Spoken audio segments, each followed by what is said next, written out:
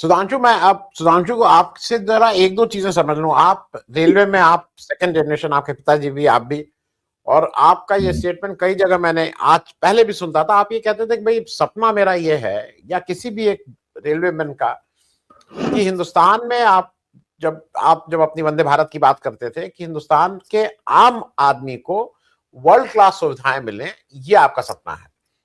मैं सिर्फ रेलवे तक ही सीमित नहीं रखना चाह रहा हूं। मैं मैन्युफैक्चरिंग में एक समय देश जब बिल्कुल आजाद हुआ कुछ नहीं था, लेकिन मुझे ऐसा लगता है, और आप इसको ज्यादा बेहतर ढंग से बताइए, कि क्या बुनियाद ठीक पड़ गई थी? जो हमारी कोर इंडस्ट्री थी उसमें तो हमने ध्यान दे दिया, रक्षा पे थोड़ा कम ध्यान दिया, उसका 62 में हमें भुगतना पड़ा, लेकिन कम से कम उस 12-14 साल हमने केवल अपनी बुनियादी चीजों को, बुनियादी कोर इंडस्ट्री को मैं कह रहा हूं ठीक किया। फिर आई सूचना क्रांति, और सूचना क्रांति आके लगा कि हम तो दुनिया को रूल कर देंगे, मतलब दुनिया मेरी मुट्ठी में है। लेकिन कहाँ गड़बड़ हुआ, कहाँ हम सूचना क्रांति से स्क्रू ड्राइवर टेक्नोलॉजी पे आ गए, मैन्युफैक्चरिंग से हम बिल्कुल बाहर हो गए पूरी तरह। ये हुआ क्या है? और आपको लगता है कि अभी हम, मतलब एक इंपॉर्टेंट कोर्स करेक्शन की जरूरत है मैन्युफैक्चरिंग को लेकर? मैं केवल उद्योग की बात आपसे कर रहा हूँ, इस पे जरा आपकी समझ और क्या है, और हम कहाँ हैं, रास्ता ठीक है, कोर्स करेक्शन की जरूरत है, कहाँ किस तरफ जा रहा है? जी जी, धन्यवाद। पहले तो आपको और आप हमारे को पैनलिस्ट को सबको गणतंत्र दिवस की बहुत शुभकामनाएं। तो आपने दो स्पेसिफिक, पहले कॉमन मैन की बात कर ले, ट्रेन्स को रिलेटेड। देखिए, अभी भी हम सॉवरेन डेमोक्रेटिक रिपब्लिक है, लेकिन वाइब्स में कुछ गलतियां हैं। बाकी पैनलिस्ट ने उसके बाद में बात की। सोशल जस्टिस और इकोनॉमिक इनइक्वालिटी बहुत प्रोमिनेंट इश्यूज है, जिनको एड्रेस किए बिना भारत विकसित नहीं हो पाएगा। लेकिन चलिए उस मुद्दे पे बात नहीं करते हैं। आपने कहा हर आदमी को वर्ल्ड क्लास ट्रैवल मिले, तो ये ट्रेन एक उदाहरण है। ट्रेन मतलब एक भारत में वैसे भी लाइफलाइन बोला जाता है, तो ट्रेन के जरिए आप भारत के लोगों का क्या क्या दशा या दुर्दशा है उस पर बात कर सकते हैं। तो मेरा ये मानना है कि वंदे भारत को भी क्रिटिसिज्म हुआ, तो खैर चूंकि मैं निर्माता हूं, क्रिटिसिज्म तो नहीं मानूंगा। लेकिन मेरे हिसाब से, आप चूंकि मार्क टुली साहब का ही एक उन्होंने 2019 में लिखा था कि Vande Bharat is very good for India, उन्होंने हिंदुस्तान टाइम्स में लिखा था। और उनका ये कहना था कि ये आपने एक टेक्नोलॉजी की तरफ कदम बढ़ाया, इसमें और बहुत कदम बढ़ाने की जरूरत है। ये अच्छा है, आप जो एलीट लोगों के लिए ही नहीं है, जो लोग ट्रैवल कर सके उनसे पैसे लीजिए। दूसरा मुद्दा, जो कॉमन आदमी है आज कैसे चलता है, ये मतलब मैं अक्सर इस बारे में बात करता हूं। मेरे रेलवे के लोग और कहते हैं कि ये कैसे होगा, इतना कम पैसा देता है तो ऐसे ही चलेगा। ये जो एक डिफीटिस्ट मेंटालिटी है कि हमारा कॉमन आदमी, उसकी पॉकेट में पैसा नहीं है तो वो कैटल की तरह ही चलेगा, ये सारा प्रॉब्लम यहाँ पे है मेरे हिसाब से।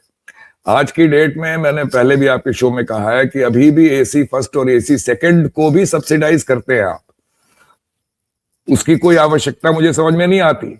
आप उनसे और पैसे लीजिए और जगह कमाइए, लेकिन अगर आपको विकसित होना है तो जो कॉमन आदमी, वो भी आपका देशवासी है, अगर आप उसको वर्ल्ड क्लास, तो खैर दूर की बात है, आप उसे कंफर्ट भी नहीं, बहुत ही मिनिमल कंफर्ट, अभी वो टॉयलेट में खड़े होके जाता है, आप बस बैठने की जगह दे सके, एक डिग्निटी इससे ज्यादा इंपॉर्टेंट है। वो चूंकि भारतवासी है, आप उसे क्या डिग्निटी के, इनडिग्निटी के साथ ट्रैवल करता है, ये एक मुद्दा बहुत बड़ा है जिसपे कोई सोच नहीं है।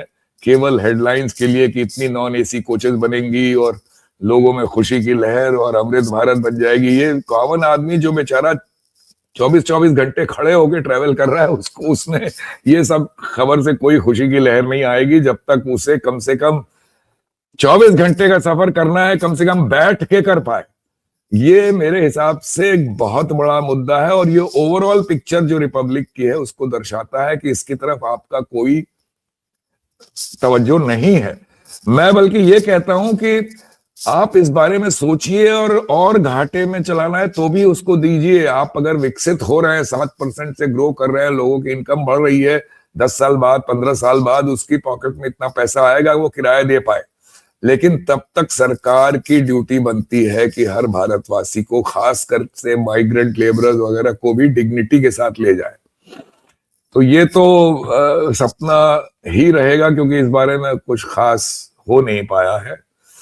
अब आई बात मैन्युफैक्चरिंग की, आपने बहुत अच्छी बात कही। जो उसका फाउंडेशन ले किया गया उससे हम लोग, अगर हम एक टाइम पीरियड ले लें, रफली 50 साल के बाद हम वहां पहुंच गए जहां से आपको वो बनना चाहिए था जो आज पहले जापान बना 50 साल पहले वर्ल्ड वॉर 2 के बाद, और चाइना पिछले 20 साल में बना है।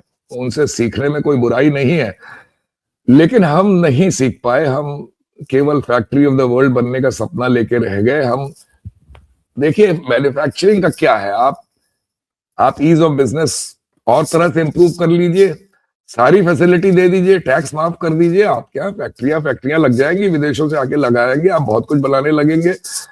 हो सकता है आपके जीडीपी भी फायदा हो, लेकिन उससे आप जापान या चीन के आसपास भी नहीं फटक पाएंगे या कोरिया के। उसके लिए बहुत जरूरी है कि आपका इतना बड़ा जो टैलेंट है, आखिर आपने इंफॉर्मेशन टेक्नोलॉजी की बात की, information technology in spite of the government develop हुई, बिकॉज ऑफ द गवर्नमेंट नहीं हुई। एक जो इनहेरेंट टैलेंट आपके यहाँ है उसकी वजह से हुई, और वो उसका फायदा सारे संसार ने उठाया, हम लोगों ने नहीं उठाया। हम लोग को सिर्फ इंडिविजुअल जिसको फायदा हुआ गया अमेरिका में, उसने काम किया, उसकी वेल्थ बढ़ी, लेकिन उसका फायदा देश ने नहीं उठाया। उनकी गलती नहीं है, सरकार की गलती है। आपने वो प्लेटफॉर्म यहाँ दिया ही नहीं कि प्रोडक्ट यहाँ बने। अब मैं लेटेस्ट एग्जांपल देके बात खत्म करूंगा। देखिए एक कंपनी है अप्लाइड मटेरियल्स यूएसए की, और सेमीकंडक्टर चिप्स बनाने का 70 से 80% इक्विपमेंट वो कंपनी बनाती है और सारी दुनिया में यूज होता है, और उसका सॉफ्टवेयर का 100% काम इंडिया में होता है, और उसकी इंजीनियरिंग यानी मैकेनिकल इलेक्ट्रिकल भी कुछ हद तक अब इंडिया में होने लगा है। तो उनके जो यूएसए से मांग के उनके इंडिया हेड जो आए, इंडियन ही है, उन्होंने मुझसे कहा कि हमारी यहाँ कोई मार्केट ही नहीं है उस इक्विपमेंट की। अभी आपने सेमीकंडक्टर पे काफी स्ट्रेस डाला है, तो इधर शुरू हुआ है कुछ कंपनियों ने, लेकिन उसने कहा ये तो ठीक है, ये भी जरूरी है, लेकिन जब तक चिप इंडिया में डिजाइन नहीं होंगी, जो कि हमारे लोग ही कर रहे हैं उन बाहर की कंपनी के लिए और उनके इक्विपमेंट के लिए, जब तक यहाँ पे चिप डिजाइन नहीं होगी, आप चाइना, सिंगापुर, कोरिया, ताइवान नहीं बन पाएंगे। हो सकता है आप वियतनाम या बांग्लादेश बन जाएं जो विच आर ओनली मैन्युफैक्चरिंग। तो ये बहुत जरूरी है समझना कि टैलेंट आपके पास है, सरकार को पॉलिसी ऐसी बनानी होगी कि प्रोडक्ट और डिजाइन हिंदुस्तान में हो, supplemented by manufacturing. Manufacturing alone जिसको आप कह रहे हैं, वो भी हम लोग वही 15 से 17% के बीच में अटके हुए हैं। 25% सिर्फ टारगेट की बात होती है, तो वहां नहीं पहुंच पाएंगे। वो भी करना है, लेकिन जब तक ये सरकार इनकरेज नहीं करेगी, हम लोग वो सपना हमारा 25% का पूरा होगा ही नहीं। जी, मैं सुधांशु, मैं रामदत्त भाई से फंस रहा हूँ, उससे पहले एक बहुत संक्षेप में एक चीज बोल दीजिए, क्योंकि मुझे भी जब ये आपने मार्क कराया, जब आपकी मैं किताब पढ़ रहा था, कि भारत में जो ट्रेन का इंजन ड्राइवर था, उसके लिए एसी ट्रेन चलती थी, उसका इंजन एसी नहीं होता था, और उसके लिए टॉयलेट तक नहीं था। मतलब वो 6-7 घंटा लगा हुआ है। हिंदुस्तान में हम ये भी नहीं सोचते थे कि वो इंजन ड्राइवर एक नॉर्मल जो वो है वो कैसे करेगा। मैं इसमें बहुत छोटी टिप्पणी, बिल्कुल आपने एकदम, ये सिर्फ सोच की बात है। मैं भी उसी का गिल्टी हूं। मेरे अभी जो कंडीशनिंग थी, शायद मेरे भी ख्याल में यही आता कि अरे ड्राइवर को क्या जरूरत है, वो जब स्टेशन पे रुकेगा तो दौड़ के चला जाएगा कहीं पे। स्टीम इंजन में फुटप्लेट किया है मैंने आनंद 1980 में, और ट्रेन रोक के बीच लाइन में ट्रेन रोक के ड्राइवर ने उतर के अपना काम करना पड़ा उसे। जी, नेचर्स कॉल। तो हमारी ये ट्रेन में एयर कंडीशनिंग या टॉयलेट प्रोवाइड करना कोई इतना मुश्किल काम नहीं है। एक्सपोर्ट के लोगों में जो आपको बताया, हम लोग टॉयलेट दे के भेजते रहे हैं। और नीतीश कुमार साहब ने एक इनिशिएटिव लिया था जब वो रेल मंत्री थे कि भाई इसमें कैब में एसी होना चाहिए, ये क्यों डिस्कम्फर्ट में चले। तो तरह तरह के व्यू पॉइंट थे कि ये सो जाएगा और ट्रेन एक्सीडेंट हो जाएगा। ये मतलब ये आपको ये रेलवे अफसरों के व्यू बता रहा हूं। तो आपकी बात एकदम सही है, इस तरफ ध्यान ही नहीं गया। अब कुछ करेक्शन शुरू हुआ है, टॉयलेट लगना अभी शुरू हुआ है, लेकिन वो भी अभी होते होते आप सोचिए पुरानी ट्रेनों में, पुराने इंजनों में नहीं लगेगा, नए में लग रहा है, और एयर कंडीशनिंग भी शुरू हुई है। बहुत देर से ये बात समझ में आई है और बहुत पहले होनी चाहिए थी, वो माइंडसेट की ही बात थी।